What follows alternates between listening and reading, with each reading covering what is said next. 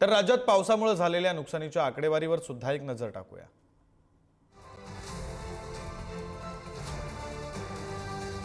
राज्यात शेतीचं किती नुकसान झालंय तर जून महिन्यामध्ये 1.34 लाख हेक्टर, जुलैमध्ये 1.44 लाख हेक्टर, ऑगस्टमध्ये 24.44 लाख हेक्टर, तर सप्टेंबर अजून संपलेलाही नाहीये आणि 26 लाख हेक्टर, एकूण 53.22 लाख हेक्टर इतकं राज्यात शेतीचं नुकसान झालं। किती मदत मिळणार तर कोरडवाहू पिकाला 8,500 रुपये प्रति हेक्टर, बागायती पिकाला 17,000 रुपये प्रति हेक्टर, खरडून गेलेली शेतजमीन दुरुस्त होऊ शकणारी जी होऊ शकेल दुरुस्त त्यासाठी 18,000 रुपये प्रति हेक्टर, तर दुरुस्त न होणाऱ्या जमिनीला 47,000 रुपये प्रति हेक्टर जास्तीत जास्त मिळेल। 41,000 नागरिकांचं स्थलांतर झालंय। कोणत्या जिल्ह्यात किती नागरिकांचं तर सोलापुरात 13,724 नागरिकांचं आणि जालन्यामध्ये 8,500 नागरिकांचं स्थलांतर झालंय। संभाजीनगरमध्ये 8,029, धाराशिवमध्ये 3,957 नागरिकांचं स्थलांतर करण्यात आलंय। अहिल्यानगरमध्ये 3,497, बीडमध्ये 2,000 नागरिकांचं स्थलांतर करण्यात आलं।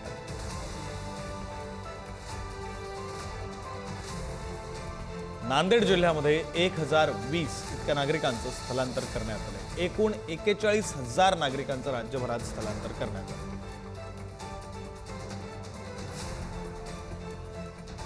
या सगळ्या संदर्भात बोलण्यासाठी आपल्यासोबत आपले प्रतिनिधी अनिकेत गायकवाड आहेत। आपण त्यांच्याशी बोलूया। अनिकेत, आज राज्य मंत्रिमंडळाची बैठक पार पडते, तुमच्यासोबत काही शेतकरी बांधव आहेत, त्यांच्या नेमक्या काय मागण्या आहेत, काय अपेक्षा आहेत त्याविषयी आपण जर बघितलं गेलं तर राज्यामध्ये मोठी अतिवृष्टी झाली, त्यामध्ये सोलापूर जिल्ह्यामध्ये देखील मोठी अतिवृष्टी झाली। 7 तालुक्यातील 92 गावात जे आहेत ते सीमालगतची त्यामध्ये बाधित झाली। त्यानंतर मोठ्या प्रमाणात अतिवृष्टी झाल्यानं शेतकऱ्यांच्या शेतीमध्ये जे आहे ते पाणी शिरलं होतं आणि आज जे आहे ते मंत्रिमंडळाची कॅबिनेट मंत्रिमंडळाची बैठक आहे आणि त्यानिमित्तानं शेतकऱ्यांच्या ज्या आहेत अपेक्षा ज्या आहेत त्या आपण जाणून घेऊयात। काय सांगाल, आज राज्य मंत्रिमंडळाची बैठक आहे, काय एकंदरीत शेतकऱ्यांची भूमिका? हेक्टरी 50,000 मदत मिळायला पाहिजे।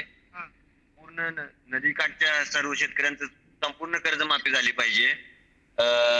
त्या पुरामुळे सर्व शेती पाण्याखाली गेले, घरं पाण्याखाली गेले, त्यामुळे सरकारने सरसकट शेतकऱ्यांना मदत केली पाहिजे, नुकसान भरपाई मिळालेली पाहिजे। त्यामुळे काय सांगाल, शेतकऱ्यांनी कोरडवाहू असेल, काय म्हणतात त्याला, बागायत असेल, त्या संदर्भात शेतकऱ्यांची काय भूमिका असणार आहे, एकंदरीत कशा प्रकारे? कसं झालंय, आता नदीच्या कडेला तर 15 दिवस झालं आम्हाला म्हणजे असं शेतीच बघायला मिळालं नाही। पूर्ण 15 दिवस झाले पूर्ण जमीन पाण्यात आहे। जनावर वैरण टाकायचा प्रश्न तर भरपूर मोठा एकदम, आमचे खायचे हाल भरपूर चालू आहेत, काय राहिलंच नाही ना, घर पाण्यात, शेती पाण्यात, पूर्ण सगळं पाण्यात गेलेलं आहे। आणि सरकारने कमीत कमी आम्हाला आमच्यावर दया दाखवून 50,000 हेक्टरी देवांनी कर्जमाफी करावी। अजून काही शेतकरी आहेत, काय सांगाल एकंदरीत कशा प्रकारे आज मंत्रिमंडळाची बैठक होणार आहे? शेतकरी म्हणून आज अत्यंत अतिवृष्टी झाली, सर्व शेत जे आहे ते वाहून गेले, माती देखील राहिली नाही, कशा प्रकारे भूमिका असणार आहे? आजपर्यंत असा कधीच पूर आला नव्हता, लोकांना सांगावं असं काय म्हणजे ही नाही, इतकं नुकसान झालंय ते कधीच झालं नव्हतं आजपर्यंत। राज्यातल्या मुख्यमंत्र्यांनी राज्याच्या जसं सहकारी साखर कारखान्याला वाचवलं अजित पवारनं, तसं या मुख्यमंत्र्यांना सगळ्या शेतकऱ्याला वाचवा नदीकाठच्या। ही आजपर्यंत निम्मे बिल बी मिळली नाही, ती म्हणजे पूर्ण ऊस मिळावा पैसे भाव। काय सांगाल एकंदरीत कशा प्रकारे आज राज्य मंत्रिमंडळाची बैठक आहे, शेतकरी म्हणून कशा प्रकारे अपेक्षा असणार आहे सरकारकडून? शेतकऱ्याचं काहीच राहिलेलं नाही सध्या। आता शेतकऱ्याची पोझिशन एवढी हाल झाले बेकार प्रमाणाच्या बाहेर, शेतकऱ्याला होता होईल तेवढी मदत तेवढी करावी शेतकऱ्यांनी, एवढीच अपेक्षा। विक्रांत, आपण जर बघितलं गेलं तर सरसकट शेतकऱ्यांना जे आहे ती मदत करावी असं एकंदरीत या शेतकऱ्यांचं म्हणणं आहे। अजून देखील आपल्यासोबत काही शेतकरी आहेत। आजोबा, काय सांगाल एकंदरीत शेतात आमच्या पूर्ण धान्य आणि पाक भिजत आलो, संदेश घरात 2-2.5 पाणी, काय काय नाही, अक्षरशः संपूर्ण शेतामध्ये पाणी असताना या संपूर्ण शेतकऱ्यांचं जे आहे ते संपूर्ण 100% बाधित शेतकरी आहेत आणि पूर आल्यामुळे हे सर्व शेतकरी शेती सोडून जे आहेत ते या ठिकाणी राहायला आल्याचं चित्र दिसतंय। त्यामुळे एकंदरीत सरकारकडून जे आहे ते मोठ्या प्रमाणात जो शेतकऱ्यांचं नुकसान झालंय त्याची भरपाई जी आहे ती मोठ्या प्रमाणात द्यावी अशीच मागणी जी आहे ते शेतकरी करत असल्याचं चित्र दिसतंय विक्रांत. बरं, धन्यवाद तुम्ही दिलेल्या या सगळ्या सविस्तर माहितीसाठी.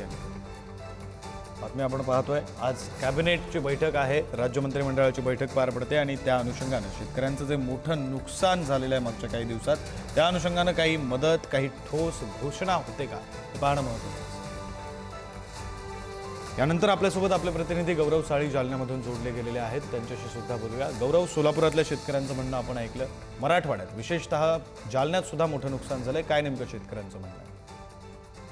विक्रांत, आपण पाहायला गेलं तर जालना जिल्ह्यासह मराठवाडाभरामध्ये मोठ्या प्रमाणात नुकसान झालेले आहे. आपण जर पाहायला गेलं तर मागील 10 ते 12 दिवसांपासून मुसळधार पाऊस जो आहे तो मराठवाड्यासह राज्यभरात बरसत आहे. त्यामुळे मोठ्या प्रमाणात शेती पिकांचं नुकसान झालेलं आहे आणि त्यातल्या त्यात आज राज्य मंत्रिमंडळाची बैठक होणार आहे. आपल्यासोबत काही शेतकरी आपण त्यांच्याशी बोलण्याचा प्रयत्न करावा, नेमकं त्यांना अपेक्षा काय आहेत. दादा, काय सांगणार की आज राज्य मंत्रिमंडळाची बैठक पार पडते आहे, काय अपेक्षा आहे? सरकारला माझी विनंती आहे की इतका मोठा खूप पाऊस झालेला आहे आणि इतका पाऊस झाल्यामुळे शेतकऱ्याच्या आता अक्षरशः त्याचा खर्च तर सोडा, पण त्याचा एकही रुपया त्याच्या हातात पडणार नाही अशी व्यवस्था आज पूर्ण अशी विचलित झालेली अवस्था शेतकऱ्याला. आणि दुसरी गोष्ट सांगायची तर शेतकऱ्याला म्हणजे एक तर शेतीमालाला भाव नाही, दुसरी गोष्ट जी फळबागायती आहे, फळबागायतीमध्ये सुद्धा मोसंबी असो किंवा तुमचा ग्रेप्स असो, तिथं पूर्ण पाणी भरल्यामुळं मोसंबीची गळ चालू झाली आणि ज्या काही द्राक्ष बागायतदारांना त्या छाटण्या वगैरे काय असं मेहनत करायची त्याला पण वेळ भेटाना. आणि ज्या काही सरकी होती, आपली कपाशी ज्याला म्हणतो आपण, कपाशी होती, कपाशीचा आतापर्यंत शेतकऱ्याची एकही वेचणी झालेली नाही, शेतकऱ्याच्या घरामध्ये एकही किलो कापूस आला नाही. याचं कारण काय की जे काही कैऱ्या लागेल होत्या त्या सारखा पाऊस चालू असल्यामुळं त्या बोंड्या पूर्ण सडून गेल्या जागेवरती आणि त्यामुळे शेतकऱ्या हातात काही एक रुपया त्याचा पडणार नाही. मागणी काय, कारण आज राज्य मंत्रिमंडळाची बैठक आहे. सर, सरकारना माझी एक शेतकरी म्हणून माझी एक अशी विनंती आहे की शेतकरी कमीत कमी सरकारने प्रत्येक शेतकऱ्याला 50,000 रुपये हेक्टरी मदत करावी. कारण तुम्ही जे म्हणता 18,000 13,000 प्रति एकरी, याच्यामध्ये सर काही होणार नाही. कारण काय की शेतकऱ्याची जमीन ही पूर्ण माती सुद्धा खरडून गेली अक्षरशः शेतामध्ये. बरोबर आहे. दादा, काय सांगणार तुमची मागणी काय, कारण आज राज्य मंत्रिमंडळाची बैठक पार पडते आहे, काय अपेक्षा आहे तुमची? मराठवाड्यामध्ये नेहमीच 2 दुष्काळ असतात. म्हणजे मराठवाड्यात पापच आहे की एक तर कोरडा दुष्काळ पडतो किंवा ओला पडतो, पण यावर्षी प्रचंड मोठ्या प्रमाणामध्ये मराठवाडा हा ओल्या दुष्काळाचा सामना करत आहे. आणि आज रोजी मराठवाड्यामध्ये प्रामुख्याने जे पिकं घेतल्या जातात, काही जिल्ह्यांमध्ये हळद असते, काही जिल्ह्यांमध्ये सोयाबीन, काही जिल्ह्यांमध्ये कापूस, बाजरी वगैरे, तर ही सगळीच पिकं नष्ट झालेली आहेत. आज शेतकऱ्यांकडे काहीच उरलेलं नाहीये. माझं आपल्या माध्यमातून सरकारला हे मत आहे की पंजाब सरकार जर हेक्टरी 50,000 रुपये मदत देत असेल तर तुम्ही आमची बोलवण 8,500 रुपयावर करू नका. तुम्ही सुद्धा आम्हाला हेक्टरी 50,000 रुपयेची मदत ही शेतकऱ्यांना दिली पाहिजे. दुसरी आमची अशी मागणी शेतकऱ्यांच्या वतीनं, जे शेतकऱ्यांच्या मुलांना शैक्षणिक वर्षात जो खर्च लागणार असतो, वेगवेगळे प्रमाणपत्र काढण्यासाठी खर्च लागतो किंवा त्यांच्या परीक्षेच्या ज्या फी असतील त्या सुद्धा सरकारने माफ केल्या पाहिजे. मी या वतीनं सरकारकडे मागणी करतो. दादा, काय सांगणार आज अपेक्षा काय, कारण आज राज्य मंत्रिमंडळाची बैठक पार पडत आहे आणि मागील 8 ते 10 दिवसामध्ये राज्यभरात मोठ्या प्रमाणात पाऊस झालाय, पिकांचं नुकसान आहे. सर, असं झालेलं आहे, शेतकरी एकूळ झालेला आहे आणि शेतकऱ्याची एवढी हाल झाली. हे सरकार 15 दिवस झाले पाऊस चालू आहे, शेतकरी परेशान आहे आणि त्याच्यानंतर देखील दखल घेईना. जे शासनाचे माणसं आहेत, शासनाचे माणसं देखील रोडवरून सर्वे करतात, ते यांनी प्रत्यक्ष शेतात जाऊन सर्वे करायला पाहिजे आणि तात्काळ 50,000 रुपये एकरी मदत द्यायला पाहिजे. मोसंब्या देखील गळाल्या, सगळं झालं. शेतकऱ्याची एवढी नुकसान झाली, सोयाबीन कत्ता काही देखील हातात येणार नाही. तर शेतकऱ्यांनी याची दखल घेऊन याला तात्काळ अकाउंटवर पैसे पाडायला पाहिजे शेतकऱ्याच्या, तर शेतकरी सुखी राहील. दादा, काय सांगणार की दसरा दिवाळी तोंडावर आहे, अवघ्या 2 दिवसांवर दसरा येऊन ठेपलेला आहे, दिवाळी 15 दिवसांवर आलेली आहे, नियोजन कसं आहे? रब्बी पिकांचं देखील नियोजन आहे तुमचं? हे बघा,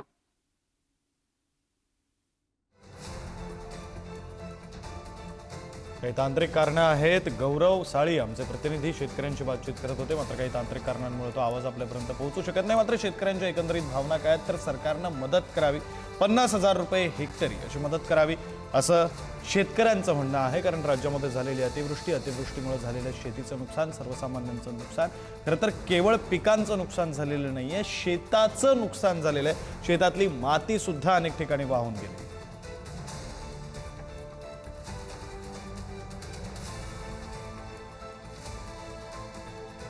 यानंतर जाऊया, आपले प्रतिनिधी माऊली डांगे आपल्यासोबत जोडले गेलेले आहेत, त्यांच्यासोबत सुद्धा काही शेतकरी बांधव आहेत. माऊली, शेतकऱ्यांचं नेमकं काय म्हणणं आहे? विक्रांत, अगदी बरोबर आहे. अतिवृष्टीमुळे शेतकऱ्यांच्या अतोनात नुकसान झालेलं आहे. काशेगाव मध्ये मी आहे. हा काशेगाव पट्टा हा द्राक्ष बागायतदार म्हणून ओळखला जातो. द्राक्ष डाळिंब सुद्धा या गावामध्ये आहेत. काही शेतकरी माझ्या बरोबर आहेत. काय सांगाल, आज मंत्रिमंडळाची बैठक आहे आणि कशा पद्धतीने तुमचं कोणकोणतं नुकसान झालं आहे? आमची शासनाला, मायबाप शासनाला आमची नम्र विनंती आहे की आमच्या पंढरपूर भागात, काशेगाव भागात इतकं अतोनात नुकसान झालेलं आहे की जवळजवळ 715 मिलीमीटर पाऊस झालेला आहे आणि तरी सुद्धा कलेक्टर साहेबांनी अजून पंचनाम्याचे आदेश दिले नाहीत. आता आम्हाला रात्री कळले की कलेक्टरने पंचनाम्याचे आदेश दिलेत, पण फळबागा सोडून दिलेत. द्राक्ष बाग नाही, डाळिंब बाग नाही आणि जवळपास आमच्या काशेगाव मध्ये 8,000 एकर द्राक्षाची बाग आहे आणि पंढरपूर तालुक्यामध्ये जवळजवळ 17,000 एकर द्राक्षाची बागा आहेत आणि जवळजवळ 8,000 एकर डाळिंब आहे. मग ह्यांचे जर पंचनामे नाही झाले तर आम्ही कुणाकडे आशेनं बघायचं? तर आमची शासनाला एकच विनंती आहे की संपूर्ण पंचनामे झाले पाहिजेत, कारण नुकसान होताना काय फक्त भुसार पिकाचंच झालेलं नाही, भुसार पिकाबरोबर फळबागांचं पण झालंय. त्यामुळं मंत्री महोदयाच्या आमच्या मिटिंगकडे आमचं सगळ्यांचं एक आशेनं आम्ही बघतोय की मंत्री महोदय आज काहीतरी चांगल्या पद्धतीनं आज निर्णय घेतील, कारण आमच्या शेतकऱ्यांचे तारणहार आज मंत्रिमंडळच आहे. आणि आमची मंत्रिमंडळांना आणि मुख्यमंत्र्यांना, दोन्ही उपमुख्यमंत्र्यांना हात जोडून विनंती आहे की आमच्या शेतकऱ्यांकडे बघा. जर तुम्ही नाही बघितलं तर आत्महत्या केल्याशिवाय शेतकरी राहणार नाही. मी याआधी सांगितलंय की या भागामध्ये 2019 पासून फळ बागायतदार, द्राक्ष बागायतदार अडचणीत आहे आणि ही अडचण जर नाही दूर झाली आणि एखाद्या द्राक्ष बागायतदारानं जर आत्महत्या केली तर निश्चित मराठवाडा विदर्भापेक्षा जास्त वाईट परिस्थिती या भागात विक्रांत, आपण बघितलं तर आता फळबागांचं सुद्धा नुकसान झालं आहे, त्याची सुद्धा भरपाई मिळाली पाहिजे. आणखी काही शेतकरी आहेत, काय सांगाल, काय किती नुकसान झालंय, काय बागेत तुमचं होतं? जवळजवळ गेले 5 महिने पाऊस बंद नाहीये. द्राक्ष असेल, डाळिंब असेल, पेरू असेल, काशेगाव आणि पंढरपूर परिसरातील लक्ष्मी, टाकळी, खर्डी, तनाळी शेतकरी ह्या भागात द्राक्षाचं क्षेत्र खूप आहे. त्यात डाळिंबीचे भरपूर अतोनात नुकसान शेतकऱ्याचं झालंय. आजच्या मंत्रिमंडळाच्या बैठकीकडे सगळ्या शेतकऱ्यांचे लक्ष लागून राहिलेलं आहे. द्राक्ष बागायतदार आणि फळबाग बागायतदार आणि भुसारे आमच्या पंढरपूर तालुक्यातील पंचनामेचे काल काहीतरी आता भाईसाहेब म्हणले की उशिरा आदेश दिलेत, पण मदत मिळाली पाहिजे. किती मदत मिळाली पाहिजे तरी? नुकसान तर भरपूर झाले. द्राक्ष बागायतदारांना 50,000 तर कमीत कमी मदत मिळाली पाहिजे, कारण नुकसान आकडेवारी सांगताच येत नाही. जर शेतकऱ्यांना मदत नाही केली तर शेतकरी कोडमोडून जाईल. आणखी शेतकरी माझ्यावर, तुमच्या शेतात जवळपास कमरे एवढं पाणी होतं, काय पीक होतं शेतामध्ये? शेतामध्ये आमच्या तरकारी, टोमॅटो आहे, घेवडा आहे, कारडी आहे, वांगी आहे, भोपळा आहे, द्राक्षी आहे, डाळिंब आहे. इतकं नुकसान झालंय की तुम्ही आम्हाला कर्जमाफी जरी दिली तरी आमचं नुकसान भरवून देणार. तात्काळ काहीतरी याच्यावर उपाययोजना कराव्या ही आमची मागणी. आणखी शेतकरी काय शेतामध्ये होतं तुमच्या? आता चालू कंडिशन माझ्या द्राक्षी बागच आहे. त्या द्राक्षी बागाने 100च्या मोटरीचं पाणी वाहतंय. मग भाऊसाहेबला मी विचारलं, भाऊसाहेब पंचनामा करा, तर ती म्हणजे ती फळबाग द्राक्षीला ह्याच्यात नाहीच दिलेलं काय. म्हणलं भाऊसाहेब तुम्ही समक्ष येऊन स्थळ पाहणी करा आणि त्याच्यानंतर तुम्ही पंचनामा करायला न करायचं ते तुम्ही स्वतः ठरवा. पण तरी ते वर्ण आदेश नाही, त्याच्यामुळे आम्ही काय पंचनामा करू शकत नाही. आम्ही द्राक्षी सगळ्यात जास्त नुकसान झालं. तर कोरोनापासून द्राक्षी तर जे शेतकरी आहे ते कोलमट पूर्ण गेलेला आहे. एक तर महागाई सगळीकडे वाढलेली, लेबर कडनं अडचण आहे आणि आणखी अतिवृष्टी, त्याच्यामुळं शेतकऱ्यांनी काय राहिलेलंच नाही. आणि आणखी पंचनामा जर नसला, जर शासकीय काय मदत जर मिळत नसली तर शेतकऱ्याच काय राहणार नाही. किती मागणी हवी असं तुम्हाला वाटतं? मागणी शासन आता सरासरी किती जर दिलं ते शेतकऱ्याचं भागत नाही तेवढं. किती बी देऊ देत त्यांनी हेक्टरी आता 17,500 रुपये काय तर जाहीर केले, पण तेवढं 17,500 लेबरला सुख वास येणार नाही. एवढी बेकार परिस्थिती झालेली आता शासन म्हणजे बागत.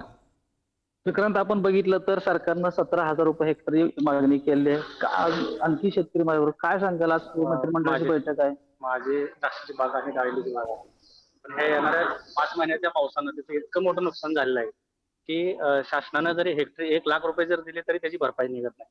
आज मंत्रिमंडळाच्या बैठकीकडे आमच्या सगळ्या शेतकऱ्यांचं लक्ष लागून आहे की बाबा ह्यांच्यात एखादा चांगला निर्णय. माऊली, या सगळ्या प्रतिक्रिया तुम्ही समजून घेत राहा. एकंदरीत शेतकऱ्यांच्या ज्या भावना आहेत त्या लक्षात आलेल्या आहेत. त्यानंतर आपल्यासोबत प्रतिनिधी राजीव गिरी जोडले गेलेले आहेत थेट नांदेडमधून. नांदेडमधल्या शेतकऱ्यांच्या भावना ते समजून घेतील. राजीव.